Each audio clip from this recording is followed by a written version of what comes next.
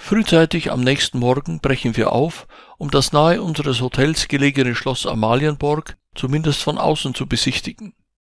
Weiter geht es anschließend zur Marmorkirche. Nachdem wir diese umrundet haben, erreichen wir bald den schönen Park von Schloss Rosenborg.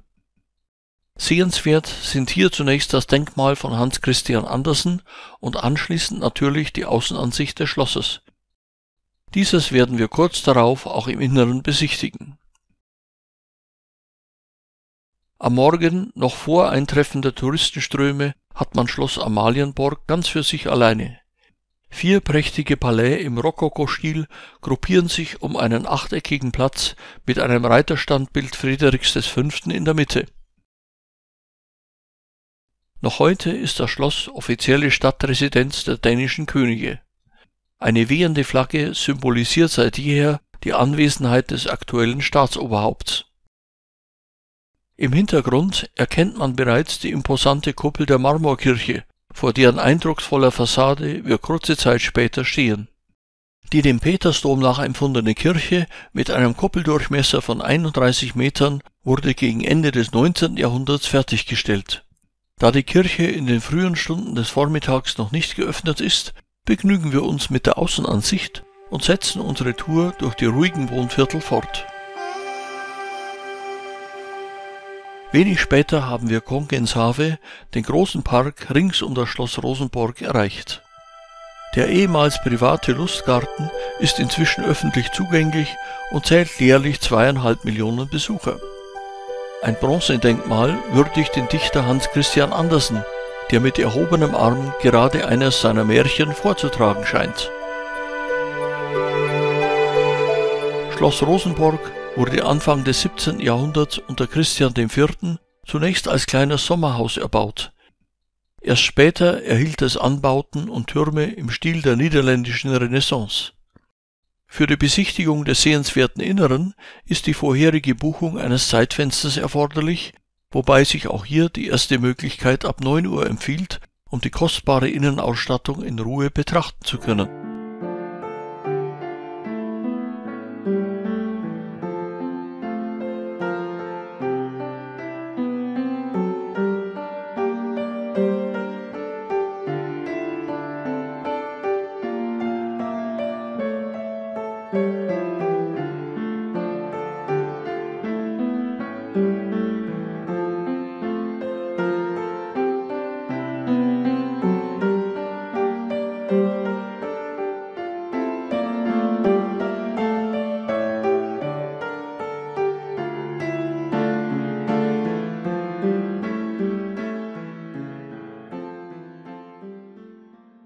Nach der Innenbesichtigung umrunden wir das Schloss durch den weitläufigen Garten und warten zunächst am Ausgang des Kasernenhofs auf den Abmarsch der königlichen Leibgarde. Danach führt uns ein kurzer Spaziergang zur nächsten Sehenswürdigkeit, dem runden Turm mit seinen fantastischen Ausblicken. Der Rundgang um die inzwischen gut besuchten Außenanlagen des Schlosses bietet nochmals nachhaltige Eindrücke.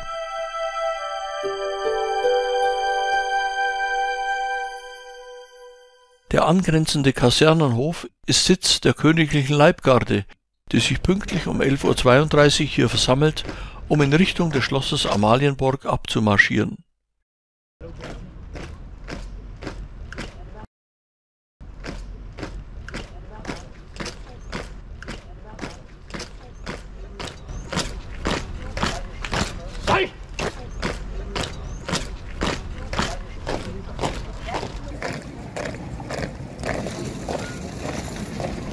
Wir hingegen folgen nun den schönen Fußgängerbereichen und stehen wenig später vor dem runden Turm, der im 17. Jahrhundert ursprünglich als Sternwarte erbaut wurde.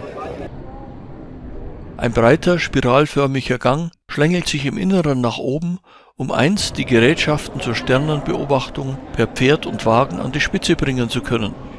Heute geht es nur zu Fuß nach oben, zur Aussichtsplattform in knapp 35 Metern Höhe.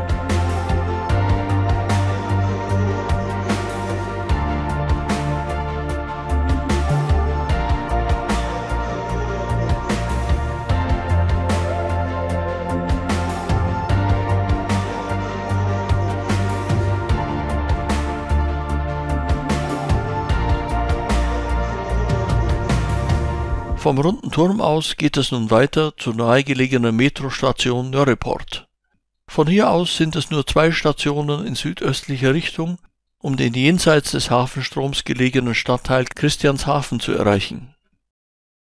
Hier genießen wir zunächst einmal die Atmosphäre am gleichnamigen Kanal, bevor an der Vorfrelserskirche eine Turmbesteigung der besonderen Art auf uns wartet. An den baumbestandenen Kanalufern von Christianshafen findet man zahllose Freizeit- und Hausboote.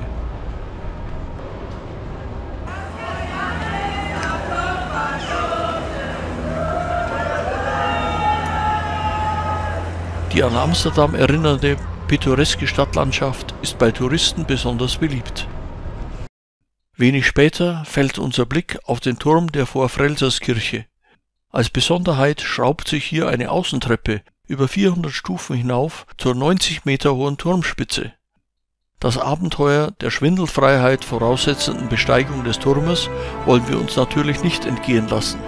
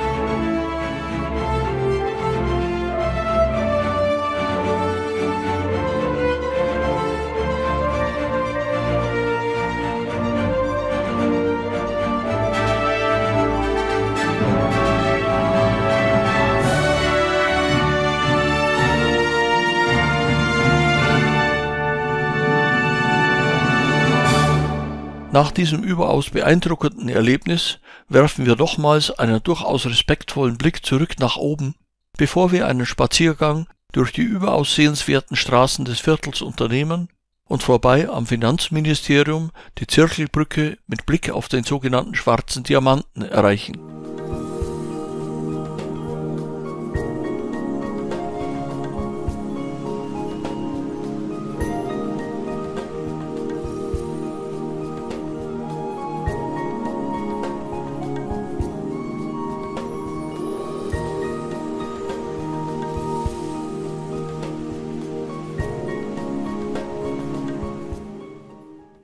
Der moderne Gebäudekomplex des Finanzministeriums beherbergt knapp 8000 Mitarbeiter und liegt in unmittelbarer Nähe der sogenannten Zirkelbrücke.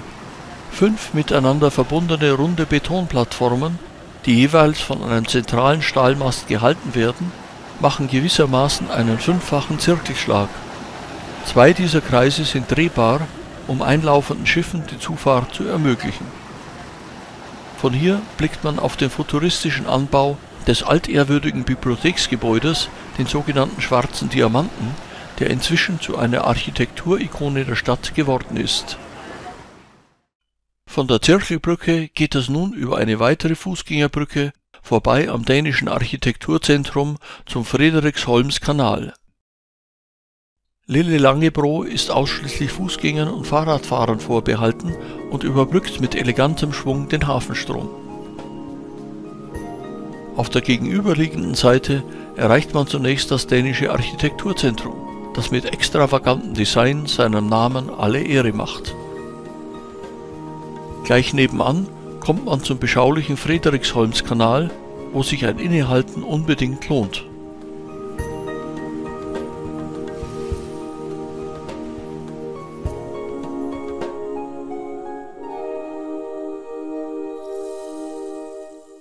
Ein kurzer Fußweg führt uns von hier zum Bootsanleger und wir nutzen die öffentlichen Fährverbindungen für eine Kombination aus Transport und Sightseeing. Abschließendes Ziel unseres Aufenthalts in Kopenhagen ist die Halbinsel Refshaleøen. Von der gleichnamigen Anlegestelle führt uns ein kurzer Spaziergang nach Reffen, der ultimativen Streetfood-Lokalität der dänischen Hauptstadt. Während der Fahrt mit der Hafenfähre ziehen die Sehenswürdigkeiten Kopenhagens wie an einer Perlenschnur aneinandergereiht an uns vorbei.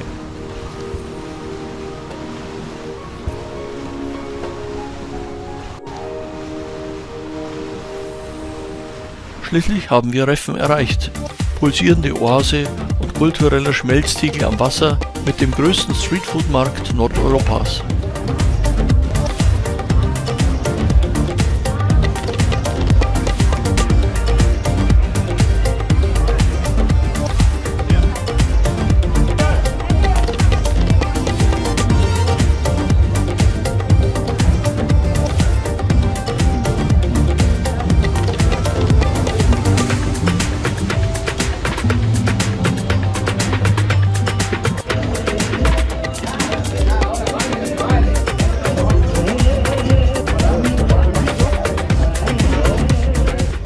Kulinarisch, sondern auch atmosphärisch erleben wir hier einen gelungenen Abschluss unseres Aufenthalts in Kopenhagen.